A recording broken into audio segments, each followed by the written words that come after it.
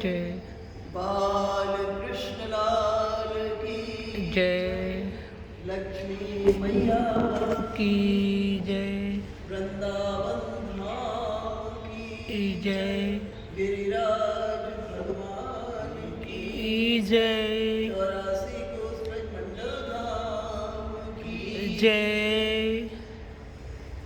आज कामदा एकादशी सभी सनातन धर्म अवलंबियों को, वैष्णवों को कामदा किसी भी एकादशी का व्रत रखना चाहिए। नाम है कामदा एकादशी, अर्थात आपकी जागतिक जगत की समस्त कामनाओं को पूर्ण करने का फल इस एकादशी व्रत को करने से प्राप्त होता है। आज की एकादशी कामदा एकादशी, कामनाओं की पूर्ति। देखो, जो सनातन धर्म है ना, वहाँ कामना की पूर्ति की भी संभावना है और इससे ऊपर कामना की से निवृत्ति की भी संभावना है।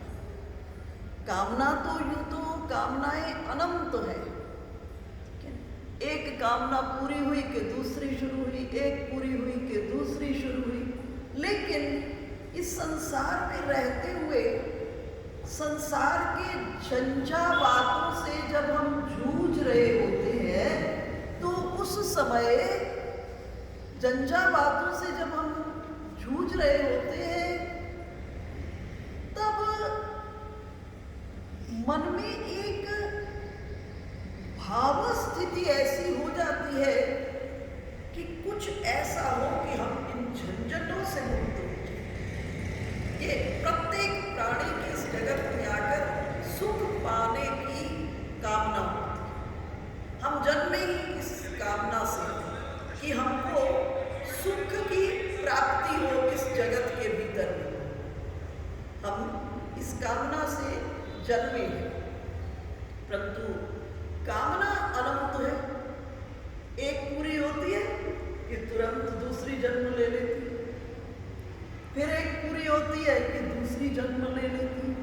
तो ये जो संसार का प्लेटफॉर्म है ना, ये प्यास लगने की जगह है और अगर प्यास को बुझाना है तो वो एक ही तरीका है, भगवत चरणार बिंदों के मकरंद के रस का पान करें।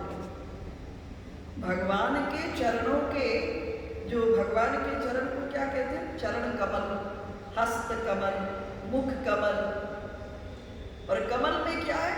सौरभ, सुगंध। तो बोले भगवान के चरण कमल के भौरा बन जाओ। जब भौरा बन जाओगे फिर इस जगत के भीतर में जागतिक जगत की कामना खत्म हो जाएगी। पर हम सब संसार में रहते हैं तो कोई ना कोई जागतिक जगत की कामना हम आपके पीछे लगी रहती है। तो इस एकादशी का फल क्या है? इसके उपवास को करने से और व्रत की कथा को श्रवण करने से सर्व कामनाओं की पूर्ति होती है। ये प्रश्न युधिष्ठिर कर रहे हैं और ये जो कथा है स्वयं दिलीप, जो श्री राम जी के पूर्वज हुए, जिस वंश परंपरा में श्री राघवेंद्र सरकार का प्रादुर्भाव हुआ, तो दिलीप जी महाराज ने ये कथा किनसे श्रवण की? वशिष्ठ जी से श्रवण की। तो कथा क्या है कि एक नगर है पूर्व के भीतर में जिसका नाम भोगपुर है। भोगनीपुर और भोगपुर अनेक जगह पर अलग अलग नाम इसके दिए हुए हैं। तो इसमें एक राजा है जिनका नाम पुंडरीक है, वो नागराज पुंडरीक, और नागराज पुंडरीक, और इसी नगर में एक ललित और ललिता नाम के गंधर्व है। ललित गंधर्व है जो पुंडरीक की सभा के भीतर में सुंदर गायन करते हैं, नृत्य करते हैं और अपनी पत्नी ललिता से बहुत प्रेम करते हैं। ललिता की भी चित्तवृत्ति सदैव ललित के भीतर में है और ललित की भी चित्तवृत्ति अपनी पत्नी ललिता में, दोनों एक दूसरे में पूर्ण रूपेण आसक्त थे। एक दिन नागराज पुंडरीक के दरबार में ललित गायन कर रहे थे। गंधर्व थे, उनका कार्य गायन करना था, तो गायन कर रहे थे, नृत्य कर रहे थे, और तभी अचानक उनके जो पांव हैं वो लड़खड़ाने लगे, वाणी लड़खड़ाने लगी, पांव कंपित होने लगे। जब इस प्रकार से होने लगा तो पुंडरीक को उनके अनुचरों ने बताया कि इसका अब ध्यान ललिता में चला गया, और क्रोधित हो गए जो पुंडरीक थे, नागराज पुंडरीक। नागराज पुंडरीक ने कहा, तुम मेरी सभा में पत्नी का चिंतन कर रहे हो, और क्रोधित होकर श्राप दे दिया, तुम राक्षस हो। देखते देखते गंधर्व तो कितने सुंदर होते हैं, गंधर्व सबसे सुंदर, नृत्य और ज्ञान की विद्या में बड़े कुशल और प्रवीण होते हैं। और देखते देखते अब क्या हो गया, ये जो था विकराल राक्षस के रूप में परिवर्तित हो गया इसका रूप, और वन में भटकने लगा।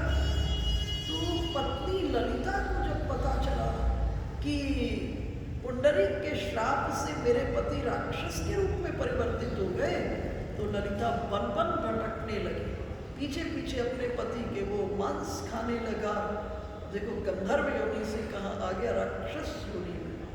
बड़ा संकेतात्मक विषय है कि इस सृष्टि में त्रिगुण का खेल चल रहा है, सत रज तम, तीन का खेल है, और ये तीनों आपस में भाई भाई है, तीनों भाई भाई है आपस में।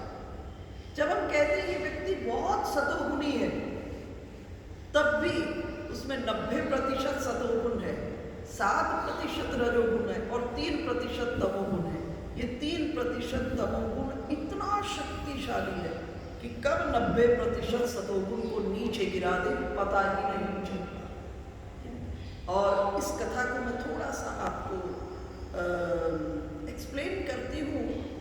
आप जानते हो लीला के पटल पर, अंतरंग में रहस्य पटल पर नहीं, लीला के पटल पर केकई अम्बा श्री राम से बहुत प्रेम करती है, और रोज केकई अम्बा अपने कुलदेव का पूजन, रंगनाथ भगवान का पूजन करके, श्री राम के कुलदेव कौन है? रंगनाथ। रंगनाथ भगवान का पूजन करके उनसे एक ही वरदान मांगती है, अगले जन्म में राम और सीता मुझे पुत्र और पुत्र वधु के रूप में प्राप्त हो। परम सतोगुणी है, लेकिन जब मंथरा ने आकर समाचार दिया कर राम का राज्याभिषेक है, तो केकई आनंदित हो गई, गले से मणियों की माला निकाली, मंथरा के गले में डाल दी। मंथरा ने कहा, महारानी मैं तो कल भी दासी थी, आज भी दासी हूँ, कल भी दासी रहूंगी, पर अपने बारे में सोचो, अगर राम राजा हो गए तो राजमाता कौशल्या हो जाएगी, और अगर राजमाता कौशल्या हो गई तो तुम्हारी स्थिति दासी की हो जाएगी। परम सतोगुणी केकई सतोगुण से कहाँ गिरी? रजोगुण में माता गिरी। रजोगुण प्रबल हो गया, तीनों भाई भाई है, कब किसको कौन धक्का दे के नीचे गिरा दे, है ना। तो रजोगुण का अर्थ क्या होता है? रजोगुण का अर्थ होता है जब हम अपने लिए सुख चाहते हैं।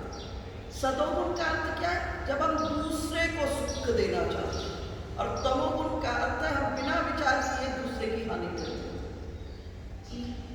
तो ये तीन गुणों का खेल चल रहा है इस संसार में और इस जीव के अंतःकरण के भीतर में। तो परम सतोगुणी केकई सतोगुण से रजोगुण पर गिरी, और मंथरा कौन है? लोभ की वृत्ति, मंथरा लोभ है, और लोभ और भय दो ही जीव से पाप कराता है, लोभ और भय ये जीव से पाप कराता है। तो इस जगह परम सतोगुणी केकई जो रोज कुलदेव का पूजन करके एक वरदान मांगती थी, अगले जन्म में राम और सीता पुत्र और पुत्र वधु के रूप में प्राप्त हो, वही केकई क्या की? श्री राम के लिए 14 वर्ष का वनवास मांगती। तो ये वृत्ति है। अब सतोगुणी गंधर्व, देखो कितना सुंदर रूप होता है गंधर्वों का, और देवों के आगे में वो नृत्य करते हैं। तो ये नागराज पुंडरीक थे, इनके आगे के महल में इनका कार्य था, गायन नृत्य इत्यादि। और वहां से कहाँ गिर गए? गिर गए राक्षस की योनि। अब पत्नी व्याकुल हो गई, बहुत प्रेम करती थी अपने पति से, पीछे पीछे दौड़ रही है और वन में दौड़ते दौड़ते एक ऋषि के आश्रम में पहुंची। ऋषि को देखी और अपनी सारी व्यथा बताई कि कैसे मेरे पति गंधर्व से राक्षस की योनि में आ गए हैं। तो ऋषि को करुणा, ऋषि की फूट पड़ी, दया आ गई। ऋषि ने कहा अब कामदा चैत्र मास में शुक्ल पक्ष में जो कामदा एकादशी है उसका व्रत करो। इसके व्रत करने मात्र से ही तुम्हारा पति जो है इस योनि से छूट जाएगा। और इस जगह उसने विधि विधान से एकादशी का व्रत किया, भगवान विष्णु का पूजन किया। एकादशी के व्रत के दिन हम सबको भगवान की सहस्त्र नाम से अर्चना करनी चाहिए। सहस्त्र नाम से हम भगवान का अनुग्रह करें, विष्णु सहस्त्र नाम का पाठ करें, भगवान को सुंदर पूजन, भगवान का सुंदर श्रृंगार, भगवान को सुंदर सब प्रकार से हमको। आज का दिन हमारे यहाँ सनातन धर्म में व्रत अनशन नहीं है, व्रत उपवास है। और उपवास का अर्थ क्या होता है? उप जोड़ वास। उप कहते हैं करीब को और वास कहते हैं रहना। और दिन संसार में कहीं भी रहो, लेकिन जिस दिन उपवास हो उस दिन केवल ठाकुर जी के पास। तो आज के दिन भगवान विष्णु का पूजन, लक्ष्मी जी के साथ भगवान विष्णु का पूजन करने से जीव की सर्व कामनाएं। और आज के दिन एकादशी के दिन भगवान विष्णु का पूजन करके, व्रत रख करके बहुत अच्छा स्वास्थ्य है, सब प्रकार से प्रभु की कृपा है। वैसे ये सारा मन का खेल होता है, हम जैसा मन को तैयार कर लेते हैं मन वैसा हो जाता है ना। मन में जहाँ सुख बुद्धि जन्म ले लेती है, जहाँ सुख बुद्धि जन्म ले लेती मन वहाँ चला जाएगा। मन को सुख बुद्धि प्रभु के चरणों में आ जाएगी तो मन प्रभु के चरणों में आनंद लेने लगे। और मन को सुख बुद्धि शराब विषयों में आ जाएगी तो मन उधर चला जाएगा। इसलिए मन को बार बार प्रभु के चरणों का रस पिलाओ। आज के दिन खूब रस पियो, मन को कहो यही सर्वस्व है, पीन का रस। और ये मन जो है बड़ा रस का ग्राही है, एक बार इसको रस आ गया फिर ये कहीं जाने वाला नहीं है। और इस जगह सुंदर विधि विधान से भगवान का पूजन किया, भगवान का व्रत रखा, कथा को श्रवण किया। और इसका फल क्या हुआ कि वो राक्षस योनि से मुक्त होकर सुंदर वही गंधर्व के स्वरूप को प्राप्त हुआ। दोनों ने मिलकर ऋषि का पूजन किया, अर्चना किए, स्तुति की, प्रणाम किया और फिर अपने अपने लोक को वो चले गए। बोलिए कामदा एकादशी की जय, भगवान विष्णु भगवान की जय, यशोदानंदन भगवान की जय, बाल कृष्ण लाल की जय, लक्ष्मी मैया की जय। स्वास्थ्य ठीक हो तो इस दिन आप फल लेकर एक समय में दुग्ध आहार लेकर के पूरा व्रत करें हमारा। अगर ये नहीं है, संभव नहीं है, तो जो थोड़ा बड़ा फलाहार की वस्तुएं होती हैं वो लें। उत्तम तो देखिए जो समय थे उस समय लोग हम कथाएं सुनते हैं ना, कितने वर्षों तक हमारे ऋषि मुनि क्या थे, सिर्फ वायु पीकर। सतयुग के भीतर में जो हमारा प्राण था ना वो अस्थि में था, हड्डी ठीक है, कहीं कोई परेशानी, अस्थि में प्राण ठीक है। फिर त्रेता आया, प्राण वायु में आ गया, वायु पीकर आप रह सकते। द्वापर आया तो प्राण किस में आ गया, जल पीकर के। कलयुग में प्राण अन्न में है, इसीलिए कलयुग में एक विधान है, जितने व्रत है, जितने उपवास है, उसमें अन्न से हम बचें। अन्न ग्रेन्स जितने भी हैं उनको नहीं ले, फल फूल ले और दुग्ध आहार करें। अधिक से अधिक समय भगवान के ध्यान में लगाएं। बस अंत में अंततो गत्वा ये है, आपने श्रीमद् भागवत की कथा के महात्म में अध्ययन किया होगा जब इन सब विषयों की जबकि ये एकादशी व्रत के लिए नहीं है। भागवत में कथा में श्रवण करने की विधि में अंत में क्या क्या किया, भोजनम न तो परम मन्ने कथा श्रवण कार्य। परंतु एकादशी व्रत के अंदर हम लोग आज के दिन फलाहार ग्रहण करें। उत्तम है। अगर शरीर स्वस्थ है, शास्त्र तो कहता है आप निर्जल रहो, तो अब ऐसा नहीं वृत्ति है। तो क्योंकि देश काल पात्र के अनुसार युग के साथ, भागवत में आपने ये भी सुना होगा, जब देव ऋषि नारद को भक्ति अपने दुख के बारे में कह रही है तो उन्होंने कहा अयम तो युग धर्म वर्तते कस्य दोषः। ये युग का धर्म है भक्ति देवी, आप दुखी नहीं, आप व्याख्या। पर एक काम जरूर करें, आज के सब दिन हम खूब भगवत नाम अपने अंतःकरण में उच्चारण करें, भगवान के चिंतन में रहें। बस करें तो रात्रि में हम आप जागरण करें, भगवान का नामोच्चारण करें, नाम संकीर्तन करें।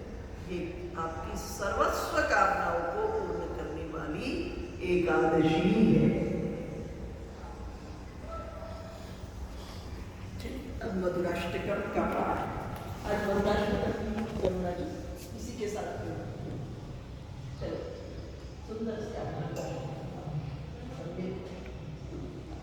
भगवान हमारे मधुर है, भगवान हमारे मधुर है, मधुर नहीं मधुराति मधुर है, और मधुराति मधुर नहीं, भगवान के अंत से एक लोक से माधुर्य बरसता।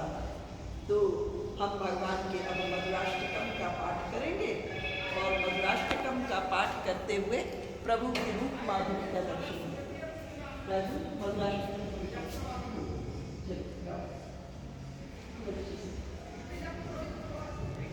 प्रभु के एक एक रूप का चिंतन करना, मधुराष्टकम का पाठ श्रवण करते हैं।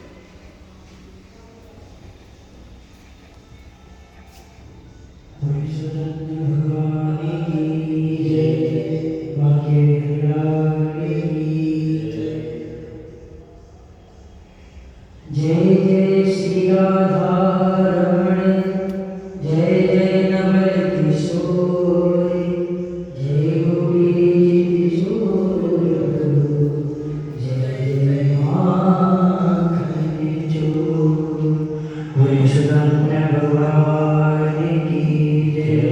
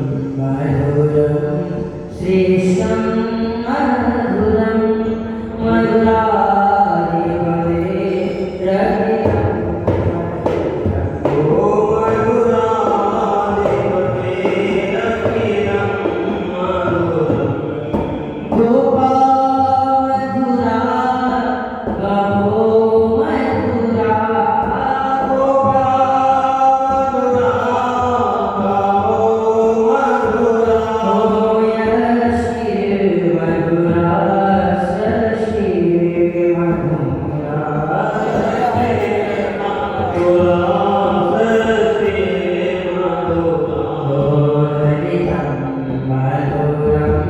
फलितं